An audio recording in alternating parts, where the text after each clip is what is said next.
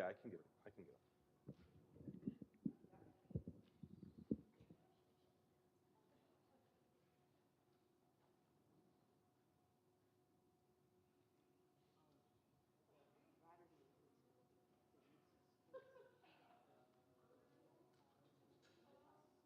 How you doing?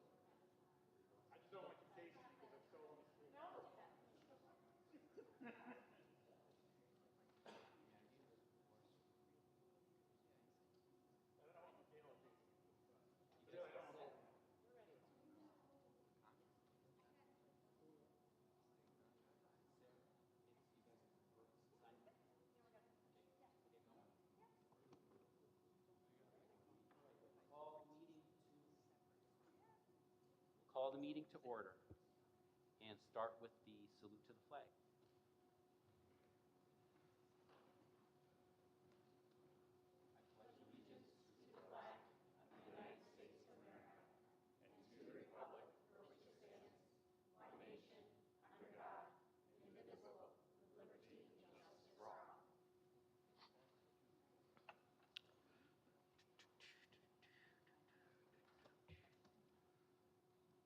All right. No last minute agenda changes? Nope, good. All right, next up is privilege of the floor. Public expression at meetings. All meetings of the Board of Education shall be conducted in public, and the public has the right to attend all such meetings. Public expression at such meetings is encouraged, and a specific portion of the agenda provides for members of the public to address the board. This period of the meeting is listed on the agenda as the privilege of the floor. The purpose of allowing the public to make statements during the meeting is to allow for additional views on agenda topics to be heard and considered. This is not the time or place to register complaints about individuals or about items that have not first been addressed through proper channels, that is, with those closest to the issue, such as a teacher, the building principal, the superintendent, or other appropriate party. Individuals making statements during privilege of the floor are expected to be courteous and respectful, modeling for our students how one can participate and have their voice heard in situations where there is agreement or disagreement with others' views. If members of the public have gone through proper channels and still wish to discuss a personnel matter with the board, they can submit their comments in writing to the board president, or they can request an executive session with the board. At its discretion, the board may invite visitors to its meetings to participate in the board's discussion of matters on the agenda. The Board of Education reserves the right to enter into executive session as specified in Board Policy 1720, executive sessions. And I would just add one more thing. Now that we're in Board of Education campaign season, campaigning for specific candidates during privilege of the floor is not allowed.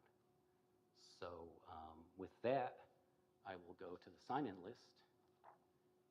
And the first person who indicated they wish to speak is Cliff Bradshaw. If you'd please come down to the mic.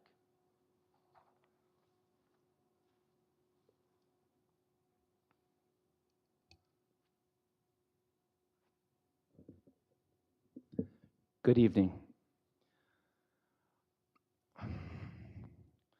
Our school district has a $6 million capital reserve fund, a surplus of taxpayer money sitting over here. But in front of me, our school leaders want to increase our taxes 2.4% so that they can cover an additional $207,000 in 2023-2024 school spending. During the April 4th school board meeting, it was asked if some of the $6 million capital reserve fund money could be used to reduce the proposed tax levy increase. The superintendent and his assistant responded by saying that some funds can be moved around with approval from the school board and other funds can be moved with approval from the community. I have an idea. Let's ask the community if they want the $207,000 tax levy increase to come out of their pockets or out of the capital reserve fund. I suggest that on May 16th, that the May 16th budget vote ballot include an additional proposition, a fourth line that states the following, quote, approved to use $207,444 of the existing capital reserve fund to cover the 2.43% tax levy increase that the proposed 2023-2024 budget would require, end quote.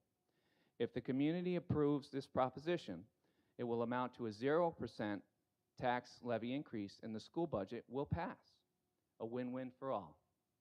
So instead of holding the community hostage by threatening to cut after-school sports and activities if the budget does not pass.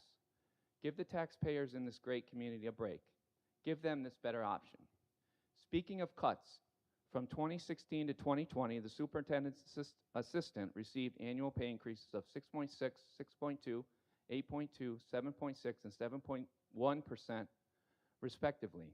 With $8,000 in pay increases this year alone, the superintendent and his assistant's combined 23-24 salary will be over $270,000. And by 2027, together they will rake in well over $300,000.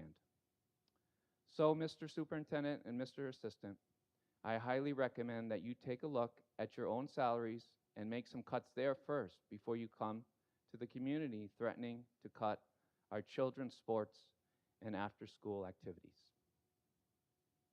Thank you.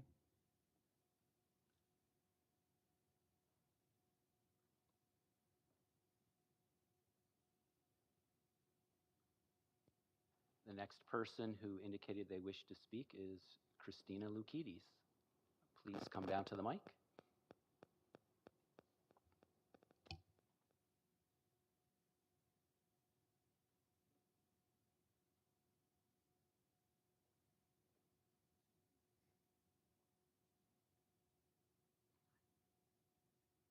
Thank you to the members of the board and the administrative staff for engaging in the difficult decisions in developing the school budget. We're coming off a unique... No? Oh. I don't want... Yeah, is that okay? Can you hear me now? Is that okay? Oh. I have to talk... How, is that it? Can we do a do-over? Thank you. Thank you to the members of the board and the administrative staff for engaging in the difficult decisions in developing the school budget. We're coming off a unique time period, the 2019-2020 pandemic and its impact from 2021 on. The impact on the economy was predicted, and we all experience it daily. Our district has been fortunate to enjoy an average tax levy of below 2% over the past few years, but this year is different and required planning and challenging decisions to prepare for the probable funding decrease for next year. Budget decisions are uncomfortable, and I appreciate your willingness and courage to do this now in order to prevent tremendous pain in the coming year. Two money-saving suggestions were offered during budget planning: reduce staff pay and get rid of Chromebooks and digital learning resources. Lowering pay removes the school's ability to be competitive when attracting quality candidates. How would we keep dedicated staff, and who would we hire? Removing technology makes our students ridiculously less competitive when entering the job market or applying for college because technology skills are required everywhere. Your kids would be extremely disadvantaged. These damaging suggestions of reducing competitive pay and getting rid of technology reveal a lack of serious budget planning and also a lack of understanding how a quality school links to a thriving community. Who would move here if we had a low-quality school or no school? Where would you send your kids to school? Why would you stay? Unfortunately, these suggestions also reveal that commitment to the political agenda I mentioned at the last meeting: distrust, defund, and ultimately dismantle our public school. And again, I will say that this is being actively promoted, spreading disinformation to encourage a rejection of our school because that agenda is the priority, not your investment in your home and not your kids' education. At the end of the last meeting, a couple of audience members wanted to talk about the school. We had opposite opinions, but our talking led to finding common ground. We agreed that we have the responsibility to encourage our kids to get the most out of school. Our parent rights and responsibilities simply mean how we take advantage of all the opportunities we have to get our kids involved and how we get involved in the school community. You get out of it what you put into it. We agreed that we don't control society's issues and their effect on children, and the school must continually adapt to how children come to school. And we agreed that small schools are often dismissed because they can't compete with larger schools. But I say, not this school. We have so many offerings, from work-based learning, college credit classes, arts, athletics, leadership opportunities. Our small school does well by our students. We want our kids in our school community, and we should appreciate how our kids are cared for right here in Duanesburg. Thank you.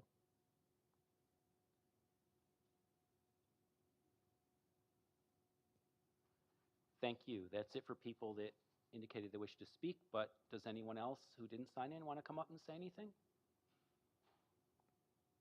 No? Okay, then we will move on. Next, I think we might have a report from the superintendent, short report.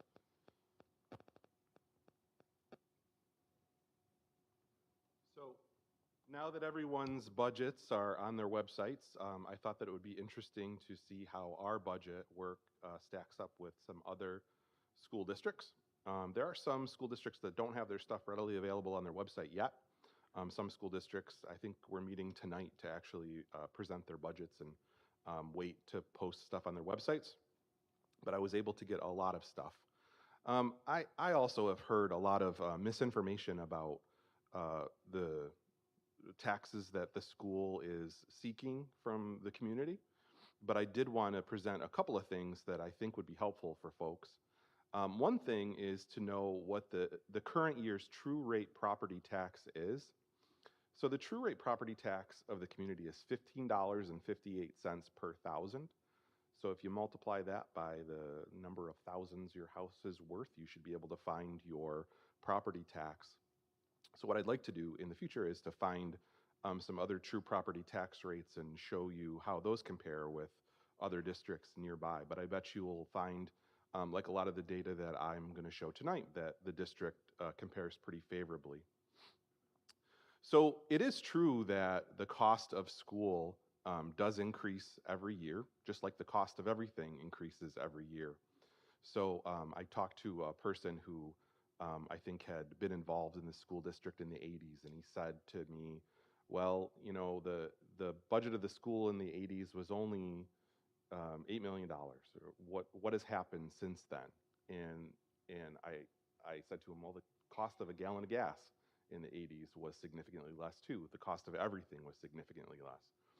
It's unfortunate that inflation works in this way, and I really am sympathetic. I mean, it affects my pocketbook where I live too. I live just up the road in Gillerland, and it affects my pocketbook as well. But schools are not immune to the rates of inflation. What we have done as a school district, and so this is true long before I came here, but the school district has always managed to be able to deliver a competitive education for a lot less money than you would expect it would cost. So for 10 years now, we've been below the rate of inflation, which is about 2.6% per year. And that's true with next year as well. I went through, so there's no easy way to do this besides looking at everybody's budget. And in this case, looking at everybody's aid package, but all that stuff's available online. You can access it pretty easily. So one of the things that I wanted to share with you, because I know it's been in the news a lot, even the governor said, well, we think that because we're pouring a record amount of money into foundation aid, we think that schools shouldn't need to raise taxes and should use this as an opportunity to cut taxes. Now, the governor said this a couple of times, and then she immediately stopped talking about this.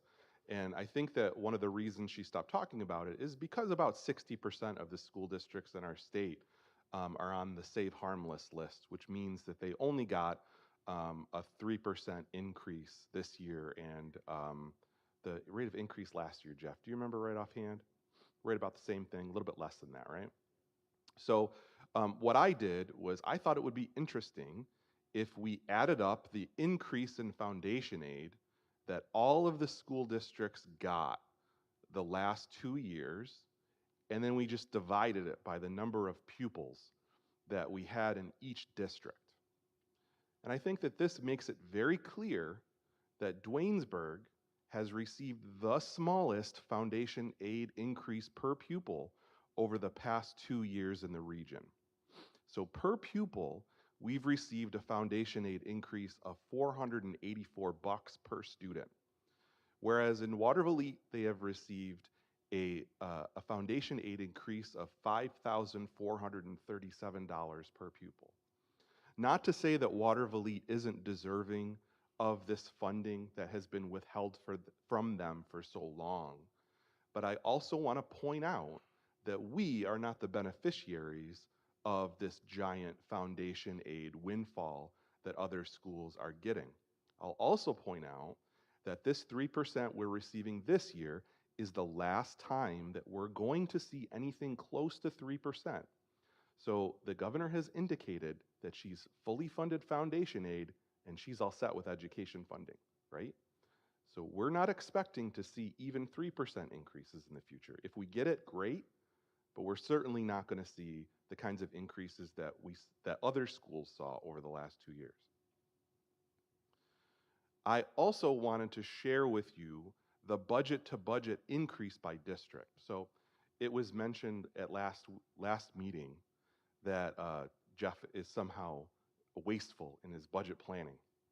Now, for me, that is kind of the most patently absurd thing that I've heard. And the reason for that is because of the small budget to budget increase that our district puts up every year. So our proposed budget has the second lowest year-to-year increase in the region. Only one school has a smaller budget-to-budget increase. That's Copelskill. They happen to be very close to us. They're doing a great job too. But other than that, there are schools that have budget-to-budget increases of over 8%, over 12%. To keep a budget at 2% in a time when we have over 7% inflation is very impressive. I'll also say that our proposed tax levy is the second lowest in the region. So when we say here that we have a 2.43% increase, that means a lot fewer dollars than every district in the region but one. And that happens to be Waterville, because most of their money does come from state aid funding. So when we say 2.43% increase, it doesn't mean the same thing as when Shenandoah says a 2.6% increase. Okay, so I want people to be very clear about that. The other thing that I thought would be interesting is to take the per pupil amount. So we're levying this money, all these schools are different sizes. So how much are we levying by pupil? So I took the amount that all of these school districts are levying, the total amount, not just the increased amount, the total amount that they levy, and I divided it by the number of pupils these schools have in it. And so our proposed levy is the sixth lowest per pupil. So, and just in case you're looking, there are schools that are smaller than us who have much higher dollars levied per student. And I'll leave just on this, which has been on every budget presentation, but there it really shows the amount that you can estimate that your taxes might go up next year. And so what this shows is that a house whose full market value is $100,000 is estimated to have an annual increase of $37.86. Now, I'm not saying that $37.86 isn't nothing. $113 for a $300,000 house certainly isn't nothing. But what we've tried to do with our budget is to make it as responsible as we can and to prepare for the future. Now, we can say a lot of things, but it is very important that we remember that when we're saying that our budget is high, to think about, well, compared to what? Compared to what we'd like to have is no taxes or less taxes. But compared to reality, it is pretty reasonable.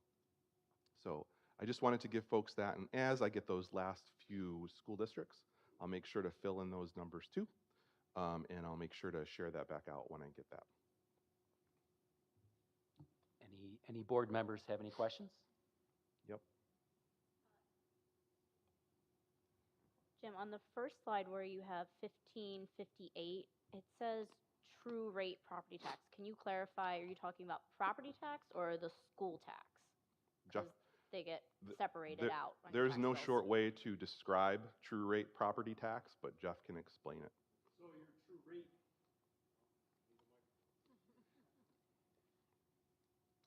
So the true rate comes from the equalization rate or the uniform percentage value that you find on your tax bill times the actual tax rate in the town that you live in, and you get that number. So in order to, because of the fact that we have several towns in the district, there has to be one uniform number that drives the tax base.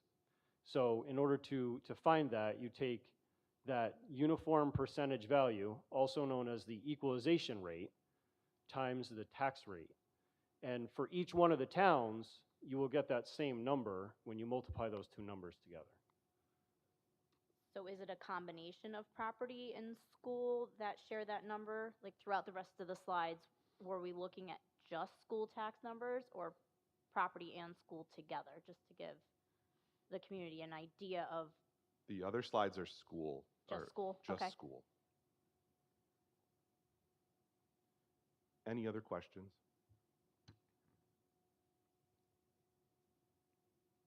Thank you. Thank you very much.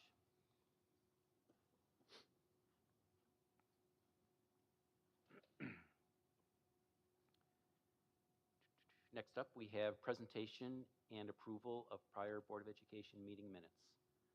Recommendation that the Board of Education accept the meeting minutes from the April 4, 2023 meeting as submitted. Do I have a motion? Thank you, Melissa. A second? Thank you, Avis. Questions or comments on the minutes? No? All in favor? Aye. Any opposed? Any abstentions?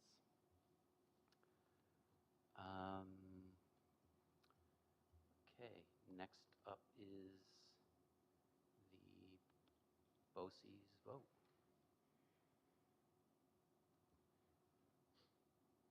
Approve BOCES 2023-24 administrative budget.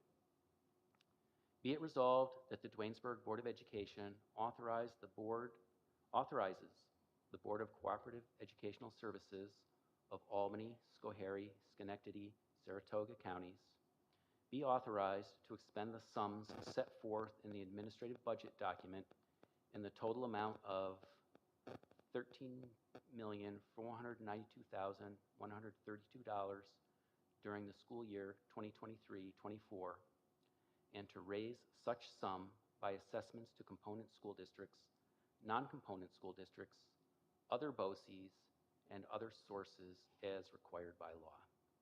Do I have a motion? I'll motion. Thank you, Teresa. A second? I'll second. Francis, thanks. Questions or comments?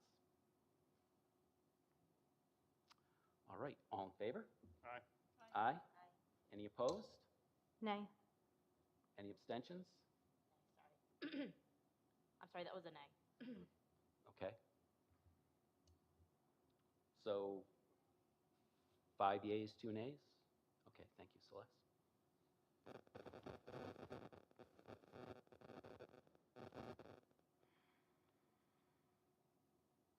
Next item is Board of Education members vote.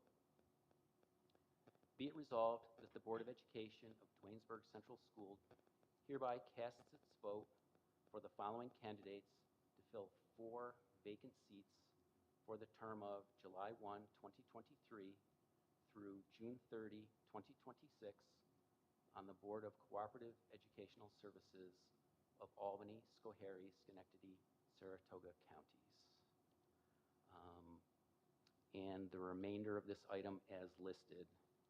I will summarize. Essentially, there's 4 vacant seats and 4 people running, so they're all shoo-ins.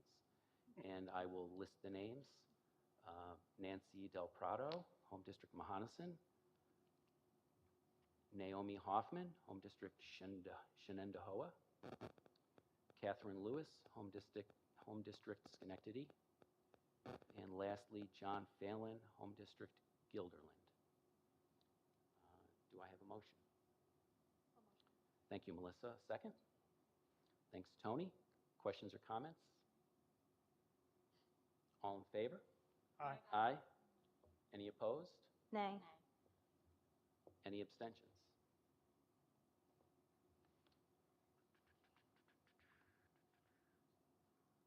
Moving on to other. Resolution designating board members to approve appointments of hearing officers. Resolved that the Board of Education of the Duanesburg Central School District appoints and authorizes its president and vice president to approve the appointment of an impartial hearing officer in accordance with law, regulations of the Commissioner of the New York State Education Department, Section 200.5J3II, and the compensation policy of the Board of Education. Do I have a motion? Thank you, Teresa. Second? I'll second. Francis, thank you. Questions or comments on this item? Yes. Yes, I Sarah. thought we were going to change the wording in this to be, If you'd like. Yeah, that's a discussion. yes. I concur, I personally concur with the compromise statement that Jim had brought up earlier. Just so everybody is clear, I don't think I have this. Okay. So just so that everybody's clear, so what I had suggested is because this is really a pro forma thing. When we need an impartial hearing, we need an impartial hearing officer. The impartial hearing officers are on a list. You got to pick the next person on the list. You don't get to pick how much you're going to pay them. That amount is set by the state. You have to do it within 2 days. And so it's very unlikely that you're going to have a meeting when you need to have a meeting to appoint this. So what we really need is a person to sign off on this from the board so that we can get going with trying to appoint the impartial hearing officer. And then, so my proposal, because there was some question about the president and vice president being the only two people who are allowed to do this, is to say really any board member can do this. So my suggestion was if it's a compromise to just say any board member instead of president and vice president, and then to add a sentence at the end of the resolution that just says, this will be ratified at the next regular board meeting.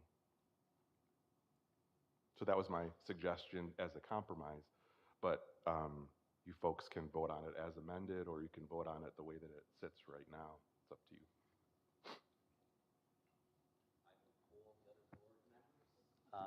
What your opinion is on the matter? Would you like the original language, or would you prefer it as amended? Just as a question.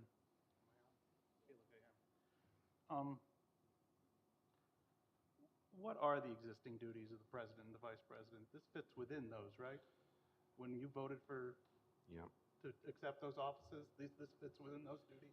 Yep, there are other things that the president and vice president do like this, like they can sign off on certain things in the absence of a board meeting. It's just that we have a policy on impartial hearing officers. It says that you can designate somebody to do this, and it's usually the president and vice president, but it doesn't specifically say in our policy who those people are. But it's something that a president and vice president would do. Thank you. Any other questions? So I guess I'll continue with the poll opinions. It just needs to get done, so Right. Yeah. if anyone can sign, then that sounds good to me. So as amended would be wonderful. What would you say, Tony? Okay, me too. Okay. So, I would say amend. Me also. okay. So then we will hold a vote on the proposed resolution as amended. Were you clear on that, Celeste? Okay. So we strike president and vice president, and we change that to any board member. And then we add a sentence at the end that says that the appointment will be ratified at the next regular board meeting.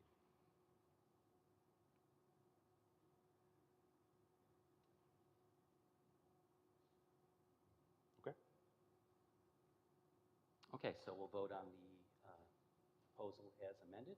All in favor? Aye. Any opposed? Any abstentions?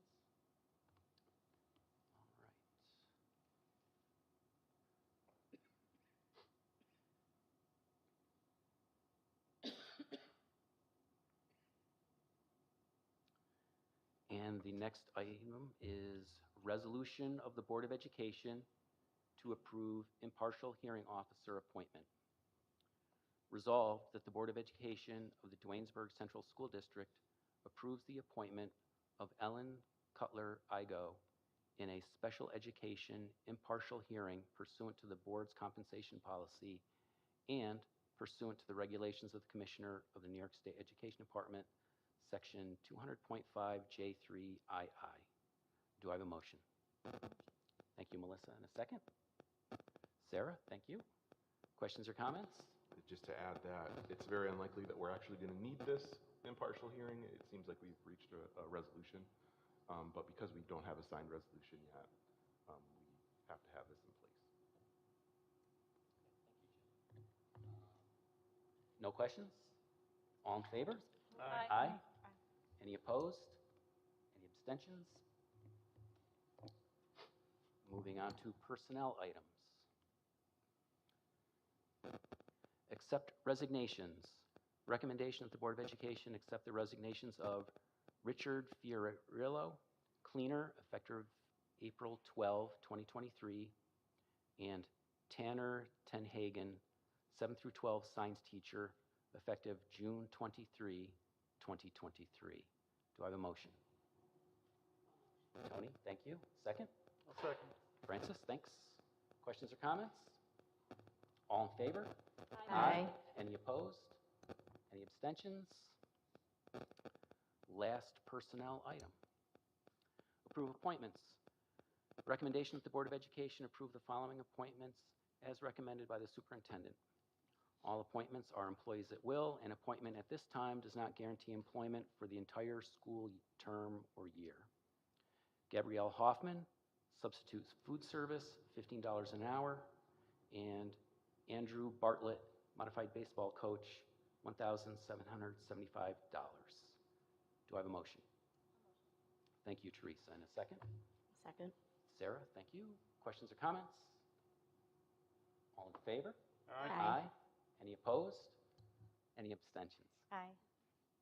Did you just want to abstain on the Hoffman one? I can just abstain on that one? Yeah, you can separate. Yeah, so abstain on Hoffman and yay on Bartlett, please. Sounds good.